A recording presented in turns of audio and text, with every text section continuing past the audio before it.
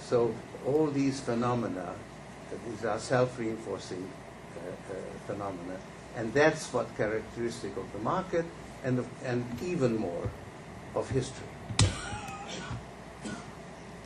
Do you want to follow up on that, Robert? And then we have Joe.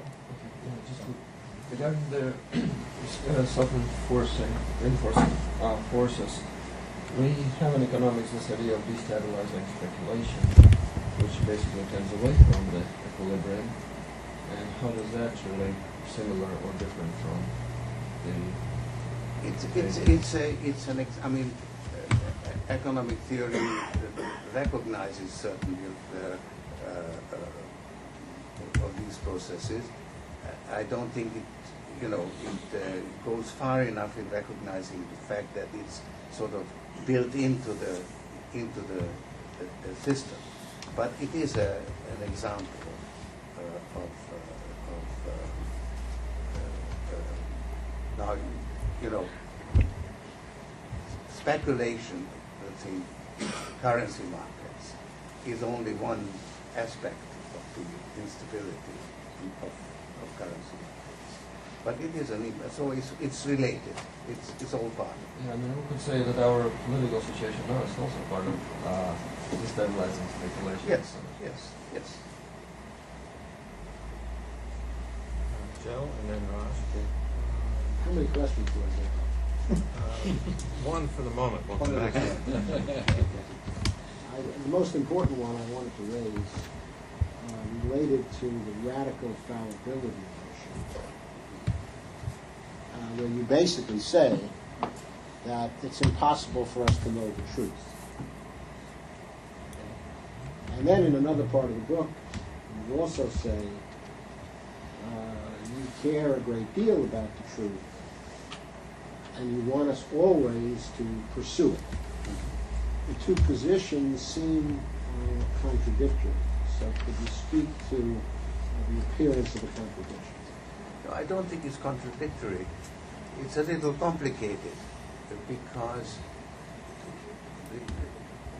to get close to reality, basically I define truth more or less. I don't define it, but I rely heavily on the correspondence theory of truth, which means that your statement is supposed to correspond to realities, facts, what really exists. And I think it's very important to come as close as possible to understanding the reality, because we live in reality. So our actions have their impact in reality, and very often have unintended consequences because our understanding is inherently divergent from reality. So getting close to it is important.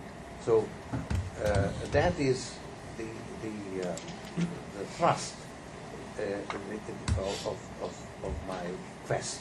So get as close to it as possible, and you get closer to it by recognizing that you can't actually get there.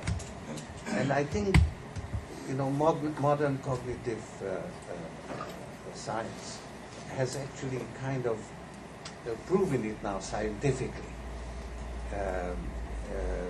because the reality in which you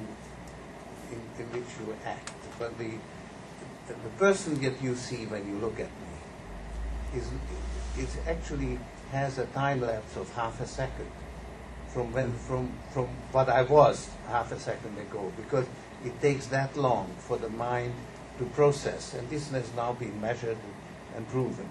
So, with regard to the correspondence theory of truth, Popper's version of the case, we're not speaking about a correspondence of the mind with what's happening in reality. We're talking about a correspondence of statements.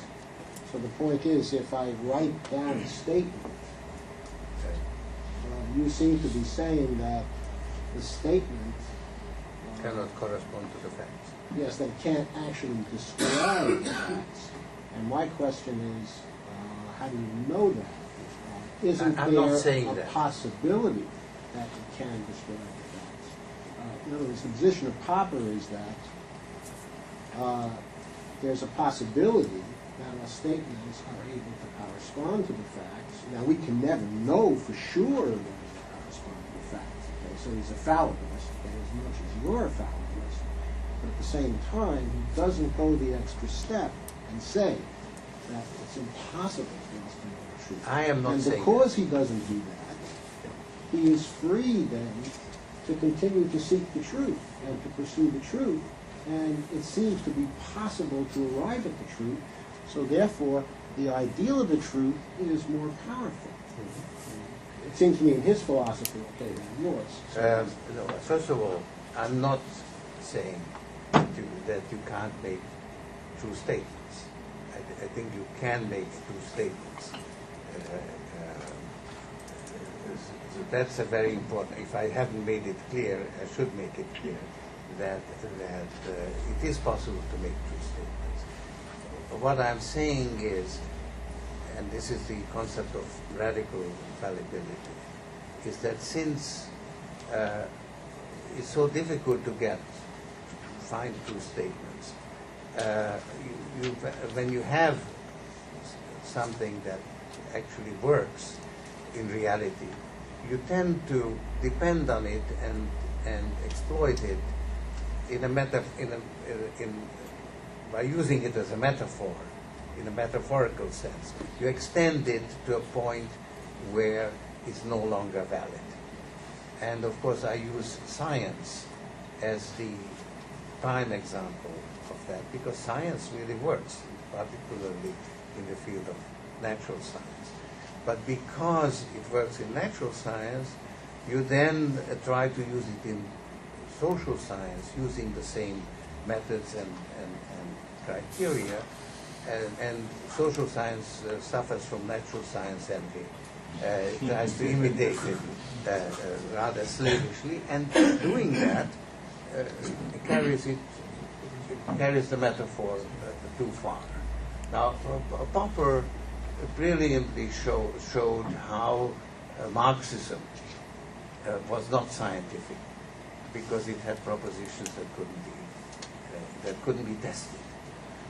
And I take it further, because I think that classical economic theory, the mainstream economic theory, falls into the same category.